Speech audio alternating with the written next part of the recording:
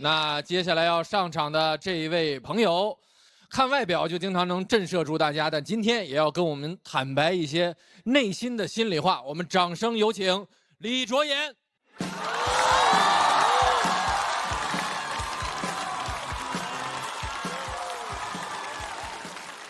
我叫李卓妍你们可能看不出来，其实我不太会拒绝人，对，很难相信吧？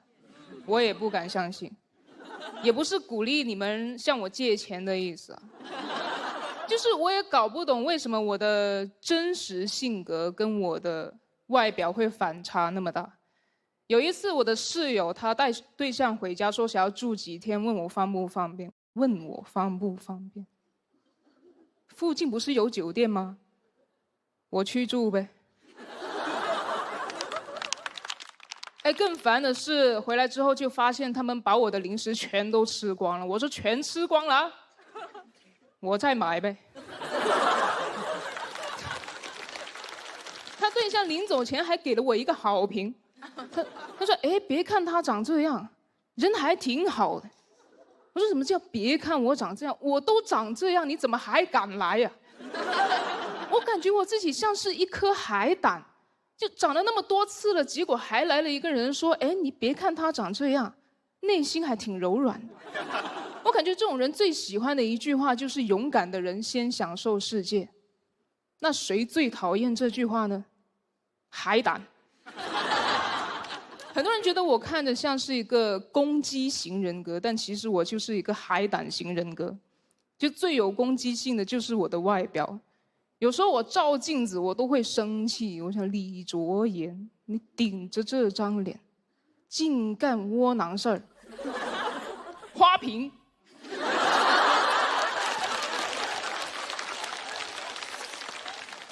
但是我知道在座肯定不止我一个人这样。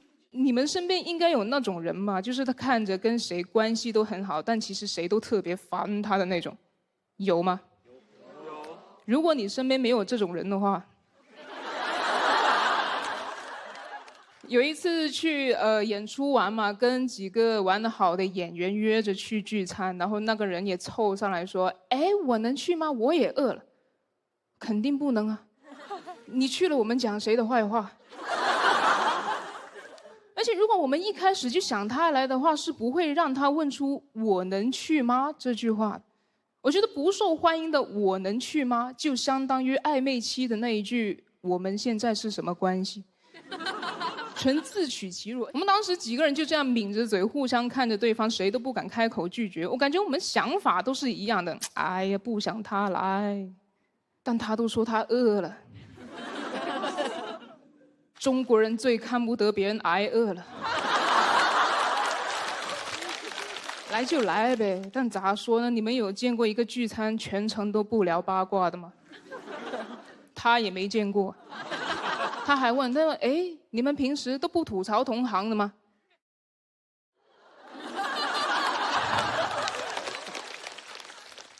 平时吐槽啊，这不主咖来了吗？质量聚餐，只解决了温饱。我们点的还是烧烤啊，吃了满嘴的亚硝酸盐，但说不出一句闲话。这顿烧烤致癌又窒息，真的以为吃完就能解脱了。结果买单的时候，他又说：“啊，那2个菜我没怎么吃，我就不 A 了。”哇！他好勇敢呐！我真的有点崇拜他了。感觉如果是他的室友带对象回家的话，他肯定会说：“哎，你们2个人，我1个人，那我住的比较少，房租我就不 A 了。你们 WiFi 用的比较多，那网费我也不 A 了。但是我天天在这里当电灯泡，电费你得给我 A 一下吧。”我在想，他连这种话都说得出口啊！我拒绝他有那么难吗？我也想要勇敢拒绝，但那次已经来不及了。我先给自己想了一篇爽文，从标题就已经开始爽。重生之我是嘻哈。我重生了。回到那天，室友带对象回家，说想要住几天，问我方不方便。我冷笑了一声，哼，住2、3天肯定是不方便的，你们住7天吧，挺方便的。聚餐的时候，有人凑过来说：“哎，我能去吗？”我说：“哎，谁在说话？”他说：“我也饿了。”那你叫外卖呀？这2个菜我没怎么吃，那你打包回去吃嘛。我就不 A 了，不 A 了，你请客吗？哇，下回我来请吧。其实我知道这个爽文根本不够爽，有点像是穷人在写富豪生活的感觉。毕竟我也还在慢慢学习怎么拒绝嘛，所以如果在座有人跟我一样，还是无法坚定的说不，我想要趁现在跟大家玩个游戏，练习一下，很简单的，可以吗？来，准备好了啊！剪刀石头，不够坚定，再来一遍。剪刀石头，讲完了，谢谢大家。谢谢李卓言的表演。喜欢这段表演的观众朋友，千万不要忘记为他投票，请锁票。最后这个互动很突破。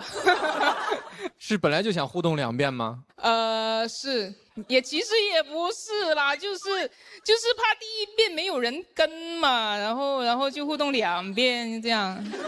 对呀。我其实才自省了一下，以前没有那么意识到，听起来为什么有那么多的同感？虽然看起来大家性格不太一样，但是不会说不这个。你也是这种性格吗？其实我非常是。刚才你在说石头剪刀布的时候，其实这种互动，我平时挺少能够做出回应的，但刚才真的是就说了出来。剪刀石头布。其实就像有的时候别人找你借钱，你跟人说你没有钱，好像也没法说。我是直接拉黑的是吧？对，直接删掉借钱的信息。我是我这太佩服你们这样人了。我觉得你之前一直会有一个很强大的一个劲儿在这儿，今天我觉得你有点泄气，还是我不知道怎么，还是因为这个话题导致的，你觉得自己要变得柔软一些。其实你稍微有一点那种很放松的那种状态的时候，哎，我觉得那样的你更可爱，就是更让我们觉得我们也能够放下很多东西去听你表达。因为这一篇确实也写的比较着急嘛，自己也第一次尝试写这样子的稿子，所以还是有一点没有那个信念感，差了一点点。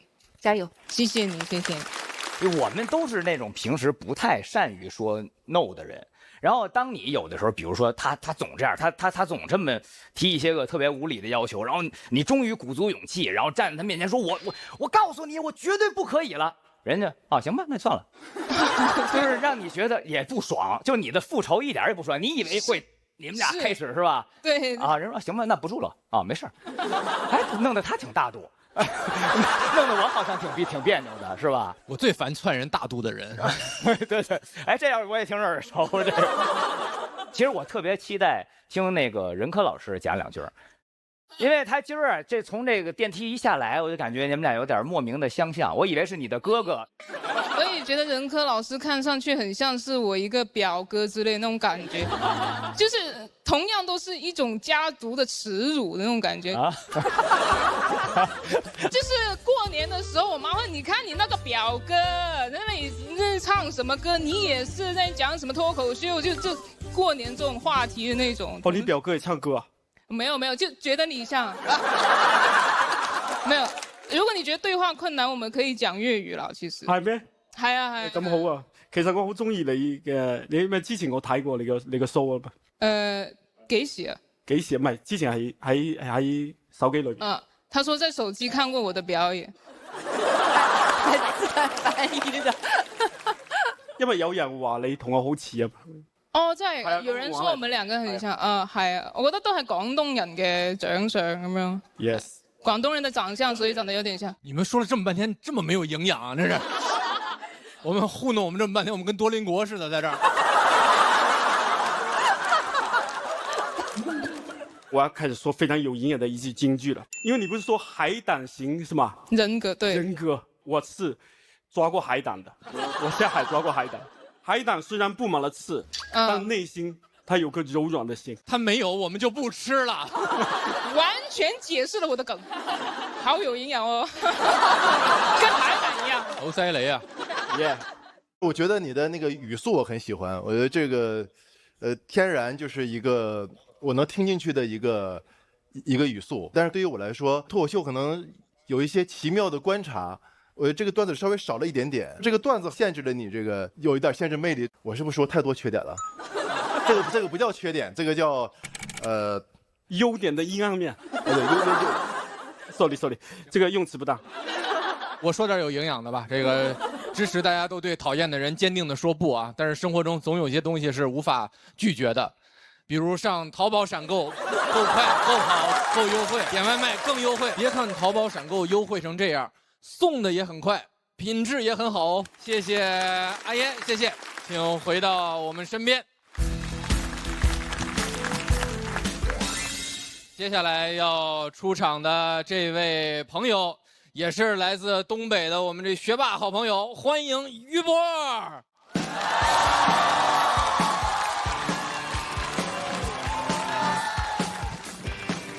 嗨，朋友们，嗨，我叫于博，又来了。嗨，那第2年来焦虑，因为我发现我从去年上节目开始，我就越来越在乎别人的眼光。我会在任何平台搜自己的名字，小某书、某音、某伴儿、淘宝闲鱼、天眼查。我去年节目的表现上，某伴儿只有2条评论，2条差评。第1条说我面相不好，一看就会家暴。第2条说我现实私底下打过翟佳宁。你要不看节目，单看这2条，是不是以为翟佳宁娶我了？从去年节目下来之后，太想要别人的认可了，太想每天做咖啡就管写稿。第一件事先拿出微信看有没有那朋友恭喜我，看着恭喜就点开，妈一条消息，恭喜你获得5万块钱贷款额度。我想要那种认可，我发现从小到大得到的都是那种玩笑式的认可，那种不真实。我高考毕业的升学宴上，我把一个朋友用开玩笑的口吻给我搂到怀里，说：“哎，于博，上大学了，这把发挥的不错，运气挺好，这把让你掏着了。”啥叫掏着了啊？那是大学呀，还是厕所啊？发挥的不错，我不是复习的不错吗？我怎么就那么会发挥呢？我是黑化肥。会发挥，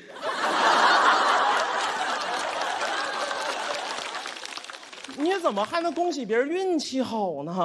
我高考又不是蒙的，打的嘎踩一脚交卷了，上大学了。那我多余上高中，3岁会走路那天就能高考，3岁踩一脚交卷了，我名都不用写，老师拿卷子一看，哎呀妈，泰莱尼斯稳稳鞋。没有人想在努力之后被别人说幸运，对吧？勾践卧薪尝胆复国了，你不可能来个外交使臣说：“哎妈，大王你真幸运。”勾践破防了，拿个小刀给他胆卸下来，晚上回去接着舔，因为他的胆大。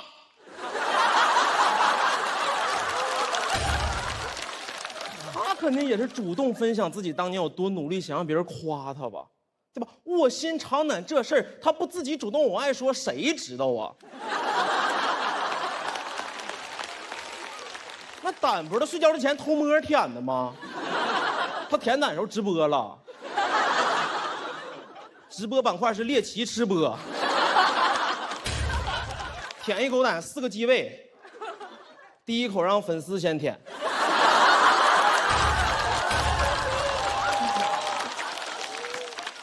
边舔边说：“哎妈，给主播点点关注。”汪富差拿个小屋就给他关注了。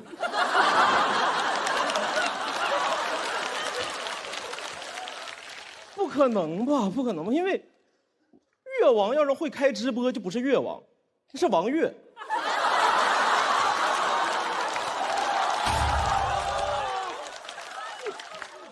我理解，我理解的。我要是勾践，我也得让全世界知道我卧薪尝胆。我那个士兵入伍之前就必须把卧薪尝胆纹后背。岳飞闻精忠报国，就闻卧薪尝胆。士兵都害怕，说妈大王新字笔画太多，能拿拼音带吗？卧薪尝胆都不会是我们的历史典故，是我们的体验项目。我在川沙那儿修一个尝胆乐园，我们乐园能直接喝鸡尾酒，尝胆冰茶。吉祥物是赵子龙，因为他浑身是胆。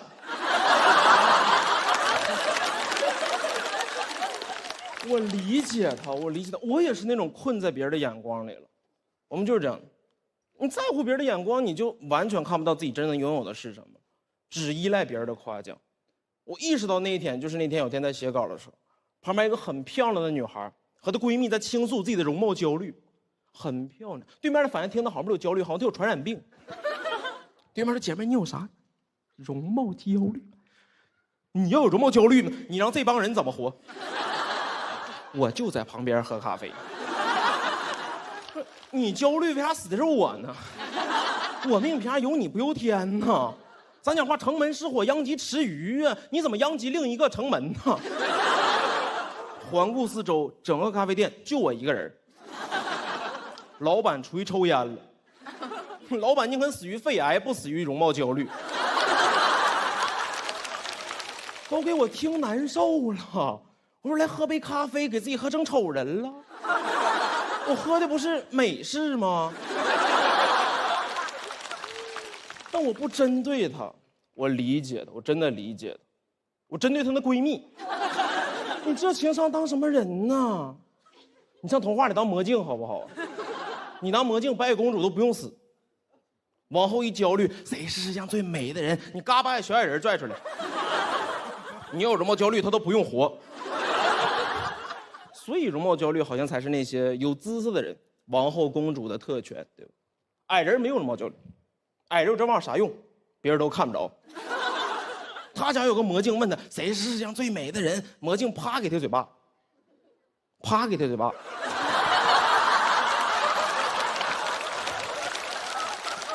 说你怎么那么能说那没有用的呢？还全世界，你在你家排第7。为啥在乎别人眼光？好像就是因为我们现在拥有，担心失去，对吧？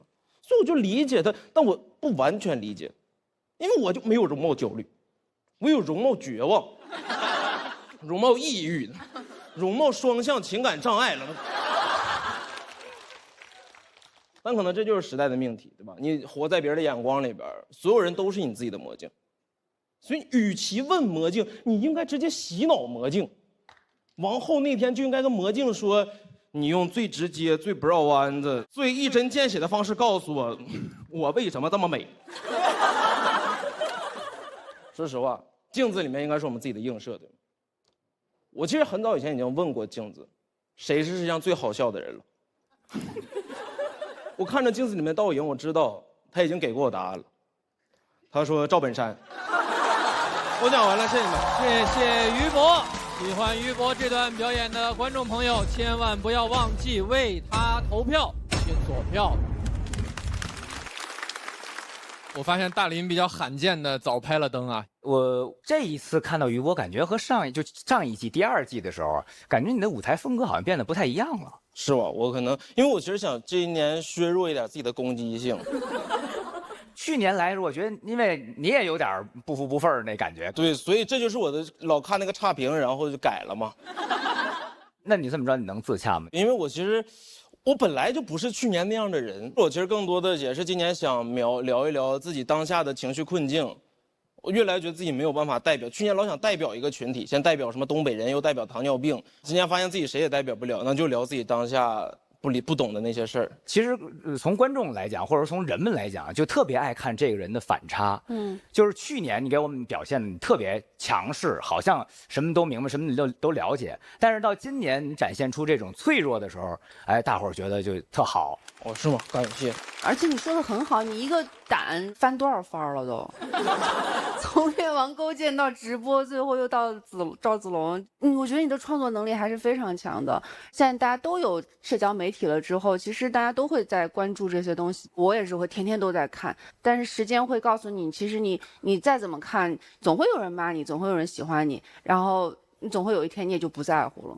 你现在还卡在那个一开始的那个环节。我觉得可能是社交媒体时代给每个人的评论的权利都越来越大了，你就会很容易被那些什么东西伤害。对，那不是他们对你的情绪，这可能是他们对自己的情绪，他们需要有一个投射，所以真的不要在意。行，感谢。他上台之后那个步伐很谦逊啊，就是害怕，就是害怕。但是他这个段子呢又挺有锐气。我觉得这个两个反差是很好的，而这个段子其实中间那个胆那一段，我觉得是一个很东北式的一个联想，从一个事儿开始翻到另一个事儿，最后翻到赵子龙，他一番就带着我翻起来了。到最后，其实我是觉得听的是很过瘾的，我觉得是一个很扎实的一个文本，很厉害。感谢。那我说之前不是都说你像00后是吧？他不是像，他是。我跟你说，焦虑确实能带来一些副作用。焦虑老了是吗？我刚才差点说大哥，你别想太多，你知道吗？你刚才说魔镜，谁是世界上最美丽的人？那个这样，我脑子第一个孙红雷。对，他就是也不内耗，也不焦虑，然后他会给魔镜洗脑，你知道吗？魔镜都疯了，后来你知道。他拿小锤给魔镜砸了，他那个。任哥平时看不看网上的评论？也有人告诉我说有人在网上骂我，然后我去搜人科，但我看都好评。后面我才知道，骂我的人其实名字都记错了，他以为是任达华的任，叫任科，所以要搜任科才能看到骂我的。我搜人科全是好评，别人骂我的时候也会把我的名字打错，他会把我的3点水打没。我非常非常喜欢你今天的表演，而且我在那个你在说那个什么直播吃那个胆，我就已经，因为这种就是对古代的一个故事用现代的手法来描述的这种东西，在周星驰的《唐伯虎点秋香》里边，他就来了一段爵士鼓嘛，你还记得吗？还是您的阅片量大，还是他记得这个节目有周星驰，哎。谢谢于博。我从小到大就是这样，我一直会觉得别人从来没有真正的喜欢过我，就老是这种感觉。别人喜欢你的时候，总是在顺便喜欢你。我几乎很少成为别人的那种坚定选择，就是我不可替代的选择。我想当的是肯德基那个葡式蛋挞，就是我会愿意为了吃这个东西打车专门去一趟肯德基。但我大部分的时间都是肯德基的鸡米花，都是在套餐里面配合那个蛋挞的小食拼盘里边出现的那个东西。我所有事情都会焦虑，我太容易焦虑了，我没办法。那接下来要上场的这位演员朋友，也是这一大组对决6位里面的最后一位，跟我们分享过童年，分享过青春，今天要溯源讲讲出生地，掌声有请。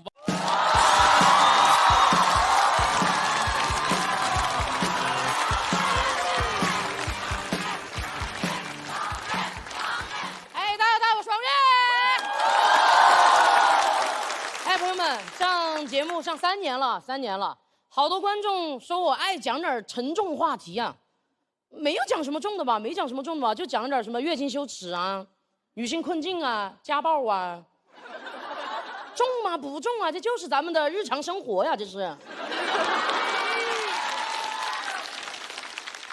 哎呀，还有观众给我发私信说，好心疼这个王悦啊，他是个淋过雨的人，还这么乐观。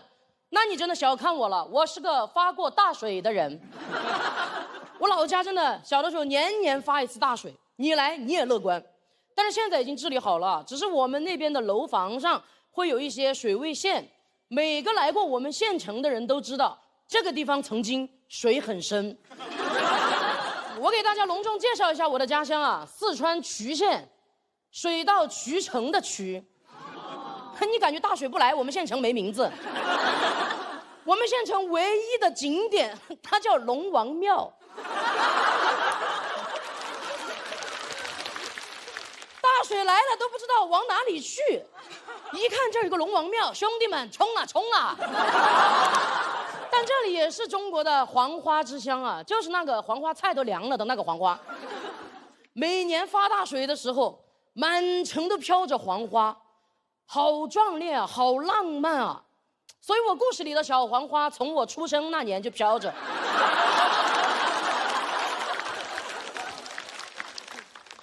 所以我小时候一直觉得周杰伦啊，应该是我们衢县人。年年冲大水，把我们县一路冲进了四川百强县，全靠我们衢县的父老乡亲乐观，真的，因为全四川它一共就只有105个县，你感觉大家都有点太乐观了，他们那个精神状态更是遥遥领先。有一年我们县城里那个波司登羽绒服，他搞了个活动策划，请了3个外国人坐着滑翔伞在我们县城上空盘旋。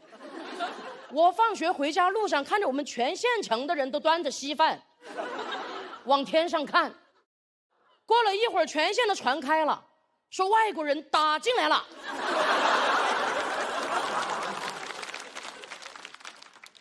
全部端着稀饭跟着那3个外国人跑啊，要看他们降落在哪里，说去直接捣毁他们的老巢。眼睁睁看着他们降落在了那个波司登的舞台上，马上全县又传开了，说刚才搞错了，是那个波司登陆衢县了。我8岁那一年，差点变成个波斯人。大敌当前，没有人惶恐，大家操心的是一会儿要不然把他们3个外国人就留在这里干活吧，让他们留在这里种黄花，我们直接波斯直聘。就是这样的，莫名其妙的这种精神状态，每年在发大水的时候啊，更是把那个大水当成外国人整，真的。只要暴雨连下3天，所有人都在街上开始疯狂购物，奔走相告，就站在那个水旁边在那喊涨了涨了涨了涨了。你感觉他看的不是大水，看的大盘。你也不能说大家盼着发大水吧，至少大家不怕发大水，因为以往的生存经验就告诉过我们，这个大水的极限在哪里？在6楼。也不是年年都到6楼啊，有的时候到1、2楼它就涨停了。我家就住1楼，妈呀，年年都被套牢啊！我们家里都不，你把我套牢了，真的。家里都不敢怎么装修，真的，平时差不多看着就是毛坯房，一发大水的时候清水房，大水退了，你把门一推开，妈呀，完全破房。每年楼层低的人，你就得抓紧时间赶紧往楼上搬。我从小就学会了向上社交。那些楼层高的人，他们也习惯了向下兼容，一下大雨就帮着把别人家值钱的东西往自己家里搬。每次搬出来第一样东西那就是麻将桌，然后是电视机、电冰箱、老人，也就是我奶奶。大水都淹到膝盖了，她还坐在那个藤椅上，一边泡脚一边骂。等大家把东西全部都搬上去了，把她连人带椅子的往楼上搬，你才搞懂她在骂什么。她骂你把她麻将桌给她搬走了。在他和麻将桌中间居然隔了电视机和电冰箱，他这辈子没跟麻将桌分开过那么久，真的。就大水涨上来，楼层高的人也开始断舍离，把自己家里平时就需要搬下楼才扔得了的东西开始直接往水里扔。我也顺手就把我书包扔了。知识就应该在海洋里。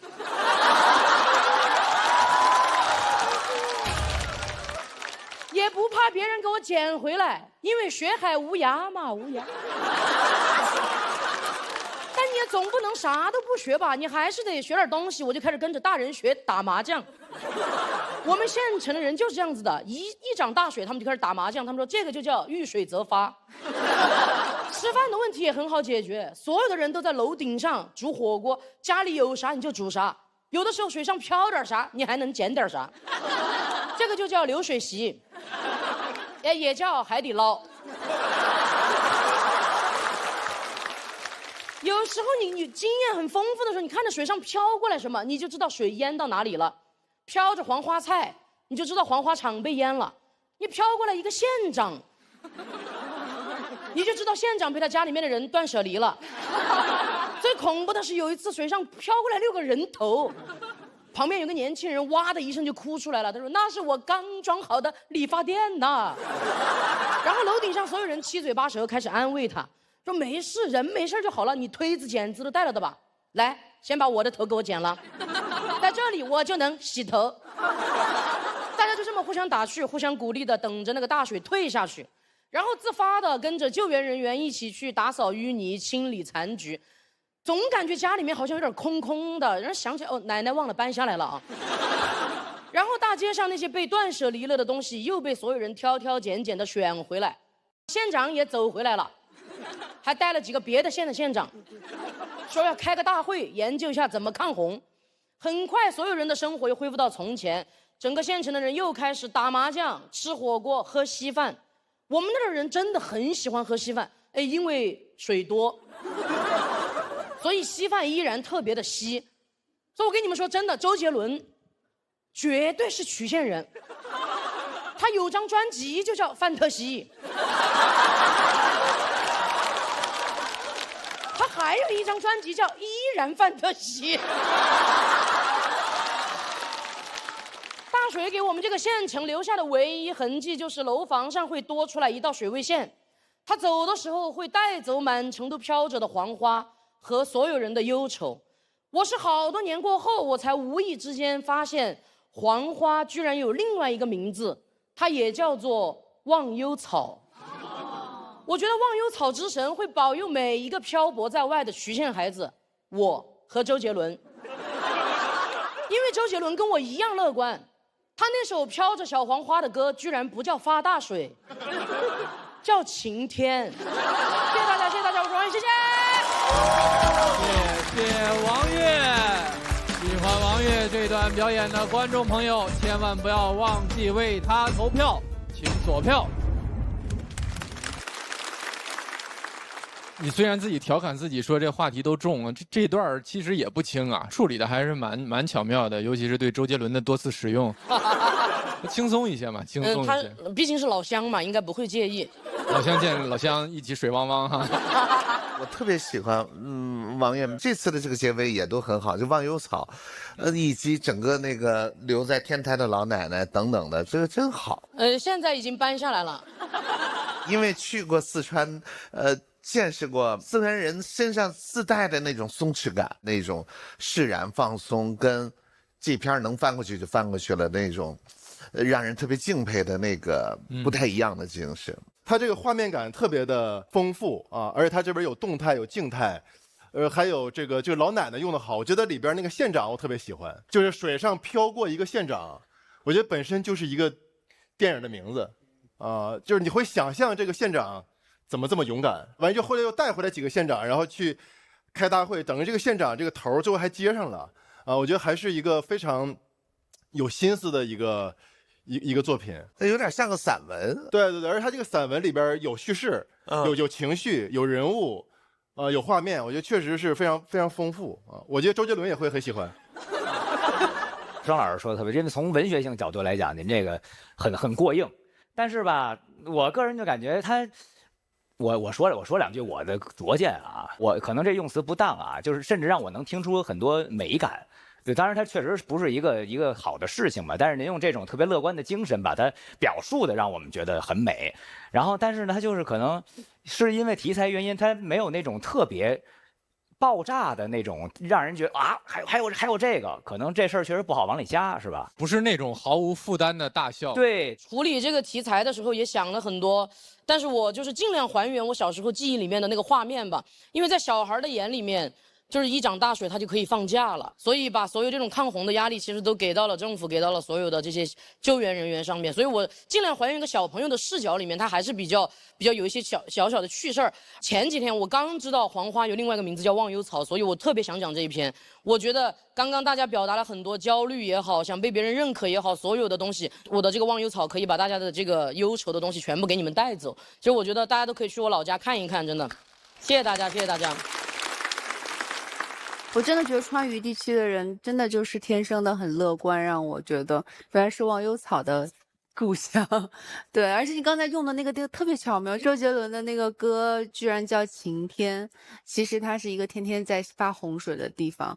当然跟人歌可能没有那么关系，但是你用在这里就是那么的恰如其分，然后那么的又伤感又美的一种感觉。谢谢，非常精彩，真的。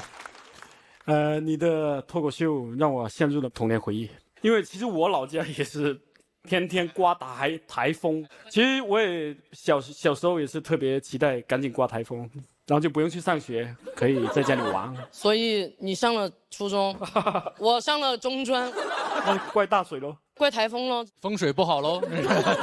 但是还是希望我们的家乡都能风调雨顺。但是我非常喜欢，就是你用就是非常愉悦的来形容那些悲伤 ，you know？ 我 know。我写歌也是这样，用一些非常愉快的节奏来描述一件可能略微忧伤的故事。哎呦，谢谢你。我看他这个片，我突然脑子里想起4个字，叫落花流水。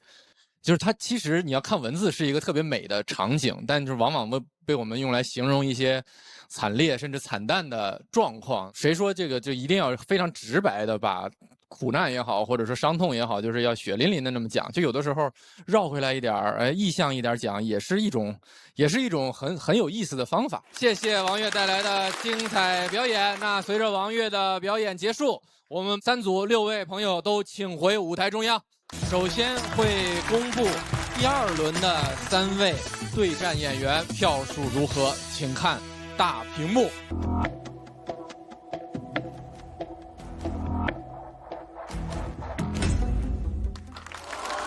那究竟哪个小队能够率先直接晋级？请问我们揭晓各个小队的最终票数。让我们恭喜恭喜海宇、王悦获胜。我们很遗憾，于博、浩、77、李卓妍要暂时前往待定区等待。海宇、王悦直接晋级，请前往晋级区入座。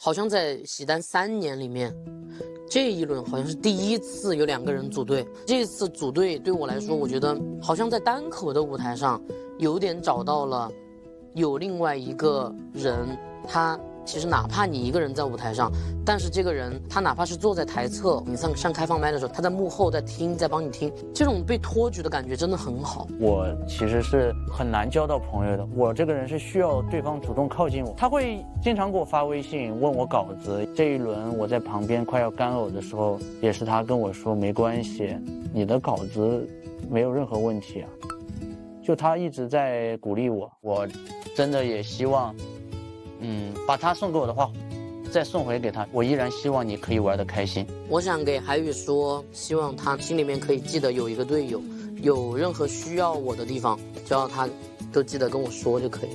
会的，你就等着改稿吧。